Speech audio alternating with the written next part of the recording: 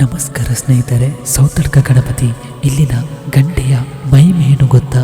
ನಮ್ಮ ದೇಶದಲ್ಲಿ ಸಾಕಷ್ಟು ಗಣೇಶನ ದೇವಾಲಯಗಳಿವೆ. ಆ ದೇವಾಲಯಗಳಲ್ಲಿ ದಕ್ಷಿಣ ಕನ್ನಡ ಜಿಲ್ಲೆಯ ಬೆಳ್ತಂಗಡಿ ತಾಲೂಕಿನ ಕೊಕ್ಕಡದಲ್ಲಿರುವ ಗಣೇಶನ ದೇವಾಲಯವು ಒಂದು. ಇದು ಬಹಳ ಪ್ರಭಾವಶಾಲಿ ಹಾಗೂ ಮಹಿಮಾನ್ವಿತ ದೇವಸ್ಥಾನವಾಗಿದೆ.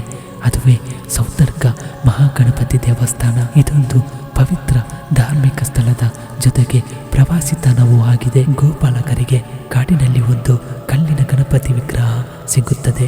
ಆ ಗಣಪತಿಯನ್ನು ಗೋಪಾಲಕರು ಒಂದು ಸ್ಥಳದಲ್ಲಿ ಕಟ್ಟೆಯ ಮೇಲೆ ಪ್ರತಿಷ್ಠಾಪಿಸುತ್ತಾರೆ. ಆ ಸ್ಥಳವೇ ಇಂದು ಸೌತಡ್ಕ ಕ್ಷೇತ್ರ ಎಂದೆನಿಸಿದೆ. ಗೋಪಾಲಕರು ಸೌತೆಕಾಯಿಯನ್ನು ಸಮರ್ಪಿಸಿದ್ದರಿಂದ ಸೌತಡ್ಕ ಎನ್ನುವ ಹೆಸರು ಬಂದಿತ್ತು. ಇಂದಿಗೂ ಕೆಲವರು ಇಲ್ಲಿಗೆ ಗಣೇಶನಿಗೆ ಸೌತೆಕಾಯಿಯನ್ನು ಅರ್ಪಿಸುವ ಆಚರಣೆಯನ್ನು ಕಾಣಬಹುದು. ಈ ದೇವಸ್ಥಾನದ ವಿಶೇಷತೆ ಎಂದರೆ ಇತರ ದೇವಸ್ಥಾನಗಳಂತೆ ಈ ದೇವಸ್ಥಾನಕ್ಕೆ ಯಾವುದೇ ಕಟ್ಟಡವಿಲ್ಲ, ಗರ್ಭಗುಡಿ ಇಲ್ಲ, ಗೋಪುರವಿಲ್ಲ.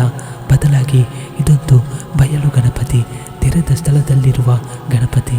ಹರಕೆ ಹೊತ್ತು ಈ ಸ್ಥಳಕ್ಕೆ ಬಂದು ಗಣಪನಲ್ಲಿ ಪ್ರಾರ್ಥಿಸಿದರೆ 2 ತಿಂಗಳೊಳಗಾಗಿ ಅವರ ಬೇಡಿಕೆ ಈಡೇರುತ್ತದಂತೆ. ಅದರ ಮರುದಿನವೇ ಈ ಕ್ಷೇತ್ರಕ್ಕೆ ಬಂದು ಗಂಟೆ ಕಟ್ಟುತ್ತಾರೆ.